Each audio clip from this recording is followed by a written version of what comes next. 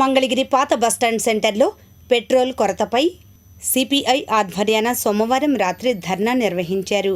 ఈ కార్యక్రమంలో సిపిఐ నియోజకవర్గ కార్యదర్శి చిన్ని తిరుపతయ్య, నాయకులు జవ్వాది సాంబశివరావు, పంతగాని మరియదాస్, ఉయ్యాల సత్యనారాయణ తదితరులు పాల్గొన్నారు.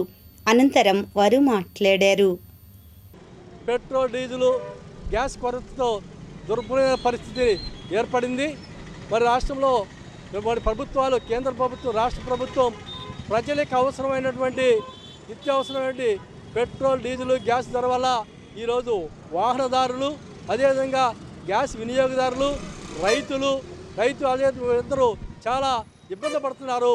దీనివల్ల ఈరోజు డీజిల్ కొరత వల్ల గ్రామాల్లో ట్రాక్టర్లు అయినటువంటి నిమ్మతోటలు, అదేవిధంగా కృష్ణ, గోదావరి బేసిన్లోని పంటకి వెళ్ళినటువంటి రైతు ఈరోజు, అదే రాయలసీమలోని నిమ్మ రైతు కూడా ఈరోజు ఎక్కువ రేటుకి డీజిల్ కొనే పరిస్థితికి ఈ ప్రభుత్వాలు కల్పించినాయి. అంటే ముందు జాగ్రత్త, ప్రజా అవసరాల దృష్ట్యా రైతుకి అవసరమైనటువంటి డీజిల్, పెట్రోలు, మరి వినియోగదారులకు అయినటువంటి గ్యాస్ని ఈ సరఫరా చేయడంలో కేంద్ర రాష్ట్ర ప్రభుత్వాలు పూర్వంగా విఫలమైనవి మనం చూస్తున్నాం.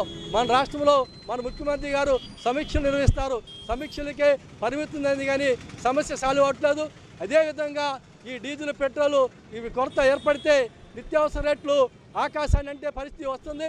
ఇప్పటికే చూస్తే రేట్లు పెరిగిపోతూ వస్తున్నాయి. అందుకోసం ఈ యొక్క రాష్ట్రంలోని కేంద్ర ప్రభుత్వం వల్ల ఈ ప్రభుత్వం వచ్చినాక ఎక్కడ కూడా సామాన్య ప్రజల విషయం ఆలోచించట్లేదు. కార్పొరేట్లకి ఏ విధమైనటువంటి రాయితీలు ఇద్దామా, కట్టబెడదామా అని చెబుతారు. ఇప్పుడు అదేవిధంగా పెట్రోల్ సంస్థలకి రాయితీలు ఇచ్చి తప్పితే సామాన్య ప్రజలకి ఇబ్బంది వస్తుంది, వాళ్ళకి సరఫరా చేయాలనే ఆలోచన కేంద్ర ప్రభుత్వం లేదు. అదేవిధంగా మన రాష్ట్ర ప్రభుత్వం, ఎన్డీఏ కూటమైనటువంటి రాష్ట్ర ప్రభుత్వం ఈరోజు కేంద్ర ప్రభుత్వం ఒత్తిడి చేయాల్సింది. పెట్రోల్, డీజిల్ సప్లై ప్రతి ఒక్కరు కూడా అందే విధంగా రైతులు ఈరోజు నష్టపోకుండా తమ వినియోగదారులు ఈరోజు బారులు తీరి మనం చూస్తున్నాం. పెట్రోల్ బంకుల దగ్గర ఎప్పుడు పెట్రోల్ వస్తుందా, ఎప్పుడు కొట్టించుకుందామా అని ఆతృతతో అదును చూసే పరిస్థితి ఈ ప్రభుత్వాలు తీసుకొచ్చినంటే